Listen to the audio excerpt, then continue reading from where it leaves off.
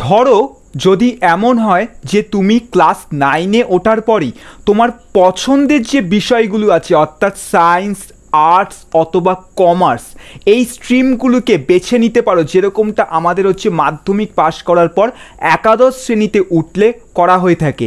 তাহলে কেমন হবে? ঠিক এমনটাই হতে চলেছে আমাদের ভবিষ্যতে ওয়েস্ট বেঙ্গল বোর্ডের ক্ষেত্রে। তোমরা প্রত্যেকে জানো আমাদের কিছুদিন আগেই ওয়েস্ট বেঙ্গল বোর্ডে ক্লাস 1 থেকে ক্লাস 12 অবধি সম্পূর্ণ সিলেবাসকে পুনর্গঠিত করার জন্য একটি নবগঠিত সিলেবাস কমিটি তৈরি করা হয়েছে।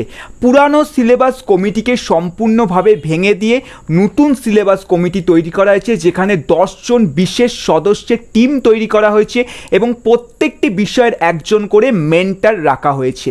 পশ্চিমবঙ্গের গভর্নমেন্ট থেকে বলা হয়েছিল যে ন্যাশনাল এডুকেশন পলিসি আছে, জাতীয় শিক্ষানীতি, সেই জাতীয় শিক্ষানীতিকে তারা অন্ধের মতো মানবে না, আর তারই জন্য তারা নিজস্ব সিলেবাস কমিটি তৈরি করেছে, নিজস্ব 10 জন বিশেষ সদস্যের টিম তৈরি করেছে, যারা ওয়েস্ট বেঙ্গল গভর্নমেন্টের জন্য নিজস্ব এডুকেশন পলিসি নিয়ে আসবে এবং এই যে জাতীয় শিক্ষানীতি আছে, এই জাতীয় শিক্ষানীতির মধ্যে অল্প কিছু পরিবর্তন করে এই শিক্ষানীতিকে ইমপ্লিমেন্ট করবে রাজ্য স্তরে।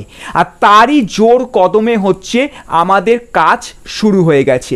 গতকাল এই নতুন সিলেবাস কমিটির অভ্যন্তরীণ বৈঠক থেকে একটা খবর চলে আসছে, যেখানে সিলেবাস কমিটি থেকে প্রস্তাব রাখা হয়েছে যে ক্লাস 9 থেকেই এবার ওয়েস্ট বেঙ্গল বোর্ডের ক্ষেত্রে ছেলেমেয়েরা তাদের সাবজেক্ট চুজ করতে পারবে। অর্থাৎ যারা কমার্স নিয়ে পড়তে চায় তারা ক্লাস 9 থেকে কমার্স স্ট্রিমটাকে সিলেক্ট করতে পারবে, যারা আর্টস নিয়ে পড়তে চায় তারা ক্লাস 9 থেকেই আর্টস স্ট্রিমটাকে সিলেক্ট করতে পারবে, এবং যারা সায়েন্স নিয়ে পড়তে চায় তারা ক্লাস 9 থেকেই সায়েন্স স্ট্রিমটাকে সিলেক্ট করতে পারবে।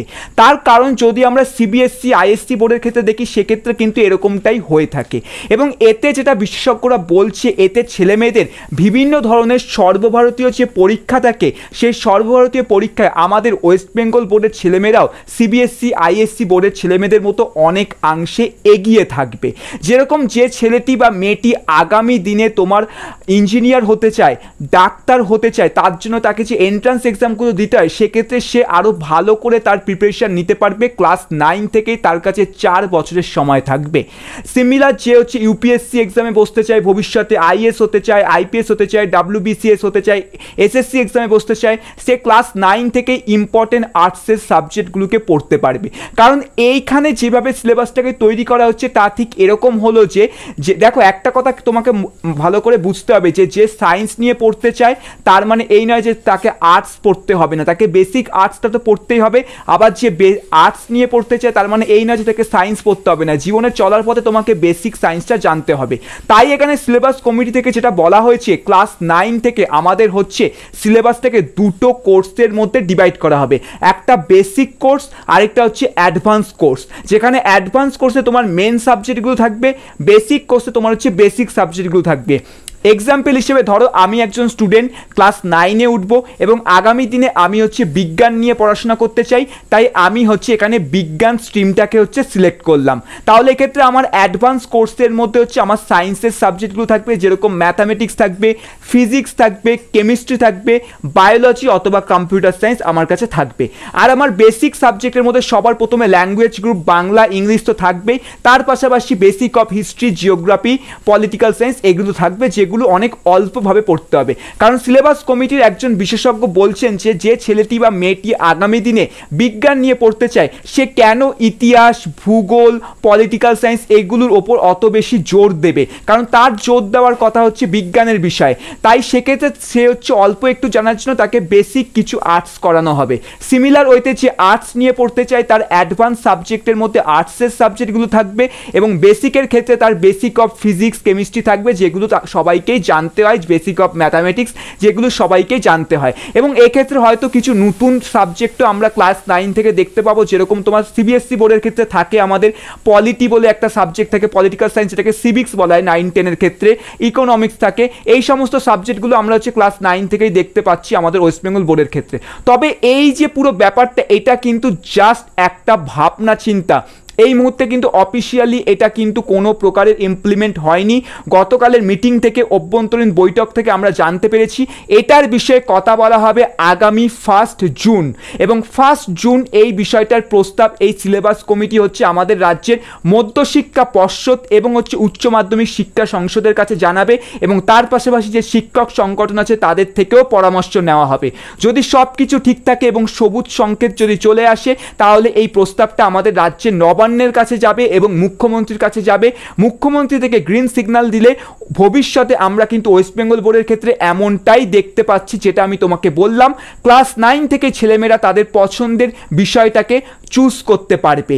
এবং এটা কবে থেকে হবে, সব থেকে বড় কথা, যদি গ্রিন সিগন্যাল দেওয়া হয়, এই মুহূর্তে কিন্তু কোনোভাবেই হবে না। আগেই বলছি 2023-এর কিন্তু কোনো প্রকারের সিলেবাস পরিবর্তন হচ্ছে না।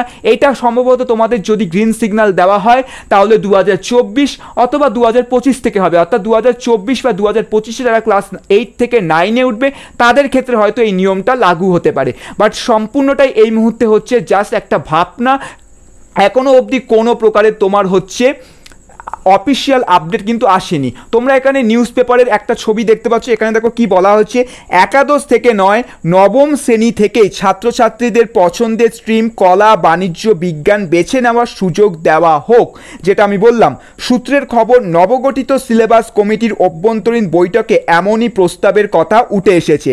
বর্তমানে যদি আমরা আইএসসি অথবা সিবিএসসি বোর্ডকে ভালো করে দেখি, তাহলে সেই সমস্ত বোর্ডের স্কুলগুলির পড়ুয়ারাও এইভাবে বিষয় বাছাই করে নিতে পারে নবম শ্রেণী থেকেই। সব ঠিক থাকলে অদূর ভবিষ্যতে রাজ্য বোর্ডও সেই পথেই হাঁটতে চলেছে। কেন্দ্রীয় সরকার যে জাতীয় শিক্ষানীতি প্রণয়ন করেছে তাতে ঠিক এই ধরনেরই প্রস্তাব ছিল, তবে রাজ্য সরকার অন্ধভাবে জাতীয় শিক্ষানীতি কার্যকর করতে চায় না, আর তাই পর্যালোচনার জন্য বিশেষ কমিটি নেওয়া হবে। তাদের সুপারিশ, যদি নবম শ্রেণী থেকেই বিষয়ধারা নির্বাচনের জন্য প্রাথমিক প্রয়োজন সিলেবাস বদল, সেই কথাবার্তা ইতিমধ্যে হয়ে গেছে। সিলেবাস কমিটির এক সদস্য বলেন, খুব ইম্পর্টেন্ট পয়েন্ট এটা কিন্তু, যারা ভবিষ্যতে বিজ্ঞান নিয়ে পড়তে চায় তাদের কলা বিভাগের বিষয়গুলো অত বিস্তারিত না পড়লেও চলে।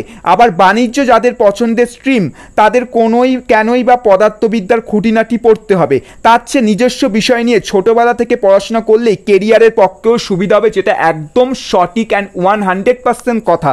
ঠিক আছে, জানা যাচ্ছে বিষয়গুলিকে বেসিক এবং অ্যাডভান্স কোর্সে ভাগ করার চিন্তাভাবনা হচ্ছে, যেটা আগেই বলেছি। সিলেবাস কমিটির এক সদস্য বলেছেন, শিক্ষামন্ত্রী ব্রাত্য বসু বলেছিলেন, পাঠ্যক্রমকে যেন কলকাতার কথা মাথায় রেখে তৈরি না করা হয়, যেটা অবশ্যই ঠিক কথা, যে পুরো কলকাতার কথা মাথায় রেখে কিন্তু এই পাঠ্যক্রমকে তৈরি করা হবে না। গোটা রাজ্যের প্রত্যন্ত গ্রামগঞ্জের ছেলে মেয়েদের কথা মাথায় রেখেও কিন্তু এই পাঠ্যক্রম এবং সিলেবাসকে তৈরি করা হবে। সো আমাদের এখন জাস্ট ওয়েট করতে হবে ভবিষ্যতে কি হয়। বাট একটা কথাই বলবো, ভবিষ্যতে আমাদের পরিবর্তন আসতে চলেছে আমাদের রাজ্যের শিক্ষা স্তরের ক্ষেত্রে।